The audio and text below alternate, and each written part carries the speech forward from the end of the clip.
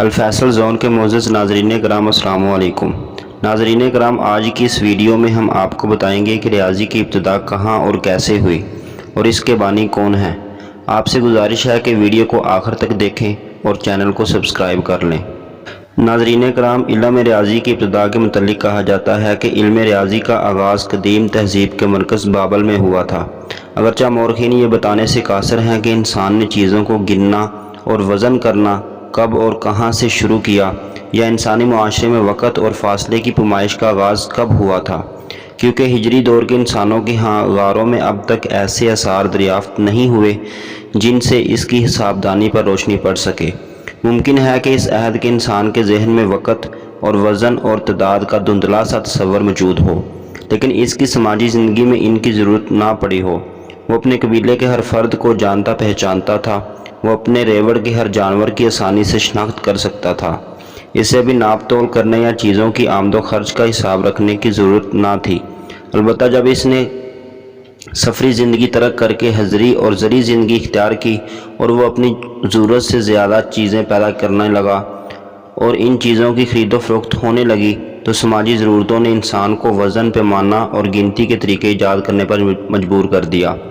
چنانچہ گنتی کرنے کے لیے مٹی کی گولیاں اور تولنے کے لیے باڑ کا سراغ اور تہذیبوں میں بھی ملا ہے، جو غالباً فن تحریر سے آشنا تھی، مگر سمیر اور رکعت کے پروہت اپنے مندروں کی آمدنی اور خرچ کا باقاعدہ حساب رکھتے تھے۔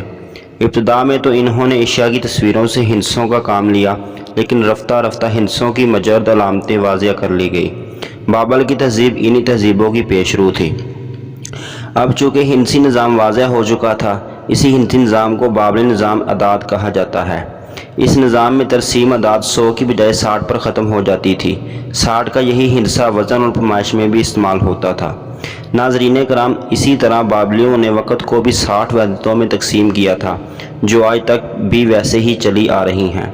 وہ گھنٹہ کو 60 منٹوں اور 1 منٹ کو 60 سیکنڈ میں اور دائرے کو 60 زاویے میں تقسیم کرتے تھے۔ ناظرین کرام، اہل بابل کے ریاضی میں خدمات کا اندازہ اس بات سے ہوتا ہے کہ انہوں نے آج سے 4200 سال پہلے جو ہندسی قدریں متعین کی تھی، وہ آج بھی ویسے ہی چلی آ رہی ہیں۔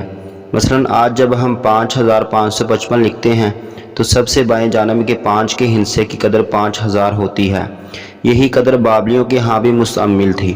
مختلف القدر ہندسوں کا اصول واضح کرنا اہل بابل کا عظیم کارنامہ ہے۔ وہ لوگ کسر اور عدد صحیح کے علاوہ جوڑ، باقی، ضرب، تقسیم، جمع سے بھی واقف تھے۔ نیز دوسرے مقامات سے 18ویں صدی قبل از مسیح کی علم کی جو لوحیں ملی ہیں، ان کی تعداد کل 300 کے قریب ہے۔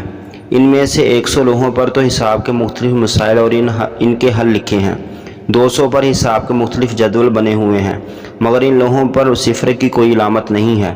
اس سے یہ ثابت ہوتا ہے کہ کم از کم 18ویں صدی قبل از مسیح تک بابلی صفر کے استعمال سے ناواقف تھے۔ ناظرین کرام، صفر کی ایجاد انسانی ذہن کا قابل قدر کارنامہ ہے، کیونکہ اسی ہندسے سے عدم کو وجود کی اور نفی کو اثبات کی شکل ملتی ہے۔